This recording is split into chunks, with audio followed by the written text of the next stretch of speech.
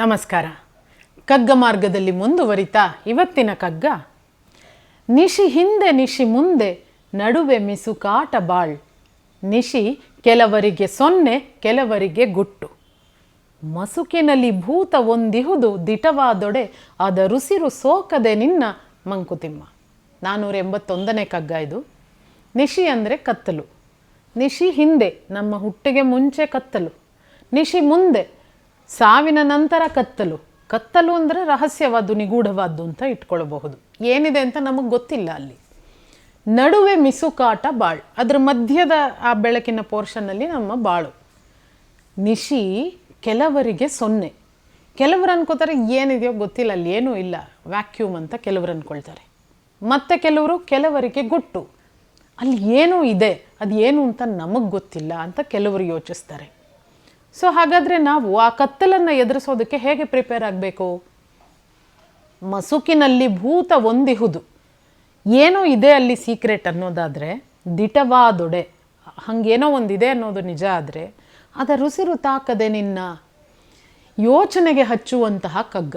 ನಾವು usually ಎಕ್ಸಾಮಿಗೆ prepare ಆಗುವಾಗ ನಮಗೆ ಗೊತ್ತಿಲ್ಲ ಯಾವ್ಯಾವ ಪ್ರಶ್ನೆಗಳು ಬರುತ್ತೆ ಅಂತ. ಸೊ ನಾವು ಏನು ಮಾಡ್ತೀವಿ, ಎಲ್ಲ ಪ್ರಶ್ನೆಗಳಿಗೂ ತಯಾರಾಗಿರ್ತೀವಿ, ಅದರಲ್ಲಿ ಯಾವ ಪ್ರಶ್ನೆ ಬೇಕಾದರೂ ಕೇಳಲಿ ಅಂತ. ಅದು ಸಾಧಾರಣವಾಗಿ ಪರೀಕ್ಷೆಗಳಿಗೆ ತಯಾರಾಗೋ ಇದು. ಸೊ ನಾವು ಈ ಮಧ್ಯದ ಪೀರಿಯಡಲ್ಲಿ ಹಾಗಾದರೆ ಹೇಗೆ ಬಾಳಬೇಕು?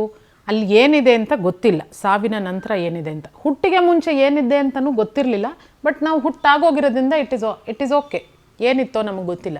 ಬಟ್ ಸಾವಿನ ನಂತರ ಏನಿದೆ ಅಂತ ಗೊತ್ತಿಲ್ಲ. ಸೊ ಅದಕ್ಕೇನು ಹೇಗೆ ಪ್ರಿಪೇರ್ ಆಗಬೇಕು? ಅಲ್ಲಿ ಏನೋ ಒಂದಿದೆ, ಬಹುಶಃ ಕೆಟ್ಟದ್ದೇ ಏನೋ ಒಂದಿದೆ, ಒಂದು ಭೂತ ಇದೆ ಅಂತ ಅಂದ್ಕೊಂಡು ಅದಕ್ಕೆ ಪ್ರಿಪೇರ್ ಆಗುವ ಹಾಗೆ ಇಲ್ಲಿ ಬದುಕಬೇಕು ಅಂತ ಹೇಳ್ತಾ ಇದ್ದಾರೆ. ಆ ಪರ್ಸ್ಪೆಕ್ಟಿವ್ ಎಷ್ಟು ಚೆನ್ನಾಗಿದೆ ನೋಡಿ. ಅಲ್ಲಿ ಏನೋ ಒಂದು ಕೆಟ್ಟದಿದೆ ಅಂತ ಅಂದರೆ ಅದನ್ನು ಎದುರಿಸ್ಬೇಕು ಅಂದರೆ ಕೆಟ್ಟದರ ವಿರುದ್ಧವಾಗಿ ಏನಿರುತ್ತೆ? ಯಾವುದು ಕೆಟ್ಟದರ ವಿರುದ್ಧ ನಮಗೆ ಶಕ್ತಿ ಕೊಡೋದು? ಒಳ್ಳೆಯತನ. ಸೊ ಈ ಬದುಕನ್ನು ನಾವು ಒಳ್ಳೆಯದಾಗಿ ಬದುಕಿದ್ರೆ ಆ ಮುಂದೆ ಬರಬಹುದಾದ ಸಂಭಾವ್ಯ ಕೆಟ್ಟದ್ದನ್ನು ಎದುರಿಸೋದಕ್ಕೆ ನಮಗೆ ಶಕ್ತಿ ಬರುತ್ತೆ ಅಂತ. ಹಿಂದೆ ನಿಶಿ ಮುಂದೆ ನಿಶಿ, ನಿಶಿ ಹಿಂದೆ ನಿಶಿ ಮುಂದೆ ನಡುವೆ ಮಿಸುಕಾಟ ಬಾಳ್. ಕೆಲವರಿಗೆ ಸೊನ್ನೆ ಕೆಲವರಿಗೆ ಗುಟ್ಟು.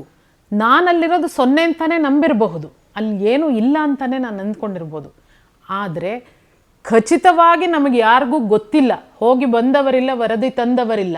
ಆದ್ದರಿಂದ prepare for the worst, hope for the best, be prepared for the worst ಅಂತ. ವರ್ಸ್ಟ್ ಏನಾಗಿರ್ಬೋದು? ಅಲ್ಲೊಂದು ಭೂತ ಇರಬಹುದು, ಅದ್ರ ಉಸಿರು ನಮಗೆ ತಾಕಬಹುದು. ಸೊ ಅಲ್ಲೊಂದು ಭೂತ ಇದೆ, ಅದು ನನಗೆ ಕೇಡು ಮಾಡೋದಕ್ಕೆ ಕಾಯ್ತಾ ಇದೆ ಅಂತಾನೆ ನಂಬಿಕೊಂಡು ಅದಕ್ಕೆ ತಯಾರಾಗುವ ಹಾಗೆ ಇಲ್ಲಿ ಬದುಕ್ಬಿಟ್ರೆ ಎರಡೂ ಕಡೆಯಿಂದನೂ ಬೆನಿಫಿಟ್ಟು. ಅಲ್ಲಿ ಏನೂ ಇಲ್ದಿದ್ರೂ ನಮಗೆ ಬೆನಿಫಿಟ್ಟು, ಯಾಕೆಂದರೆ ನಾವೊಂದು ಒಳ್ಳೆ ಬಾಳು ನಡೆಸಿರ್ತೀವಿ. ಅಲ್ಲೊಂದು ಭೂತ ಇದ್ದರೆ ಅದು ನಮ್ಮನ್ನು ತಾಗಲ್ಲ, ಯಾಕೆಂದರೆ ನಾವು ಒಳ್ಳೆ ಬಾಳು ನಡೆಸಿರ್ತೀವಿ. ಈಗ ಸಾಧಾರಣವಾಗಿ ಈ ಓಲಾ ಊಬರೆಲ್ಲ ಬರೋದಕ್ಕೆ ಮುಂಚೆ ಆಟೋ ಹತ್ತಿದ್ರೆ ನಾನು ಅವ್ರಿಗೆ ಹೇಳ್ತಾ ಇದ್ದೆ, ನಾನು ಹೇಳಿದ ರೂಟಲ್ಲಿ ನೀವು ಹೋಗಿ, ಅದು ದೂರದ ರೂಟ್ ಆದರೆ ನಿಮಗೆ ಲಾಭ, ಅದೇ ಪರ್ಫೆಕ್ಟ್ ರೂಟ್ ಆದರೆ ಎನಿವೇ ನೀವು ಹೋಗಬೇಕಾಗಿದ್ದಿದ್ದೇ ಹಾಗೆ, ಎರಡೂ ಕಡೆಯೂ ಲಾಭ ಆಗುತ್ತೆ. ಸೊ ನಾನು ಹೇಳಿದ ರೂಟಲ್ಲಿ ನೀವು ಹೋಗಬೇಕು ಅಂತ.